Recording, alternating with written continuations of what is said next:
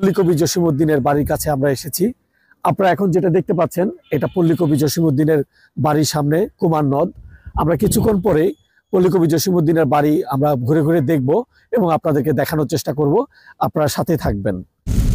পল্লী কবি জসিমউদ্দিনের বাড়ির উদ্দেশ্যে রওনা দিয়েছি, আর বৃষ্টি আমাদেরকে আমন্ত্রণ জানালো।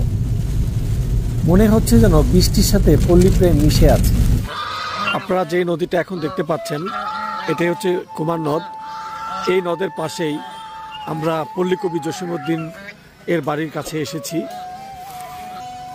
ঠিক এই যে নদীটার উপরেই দেখতে পাচ্ছেন এখানেই পল্লী কবি জসিমউদ্দিনের বাড়ি।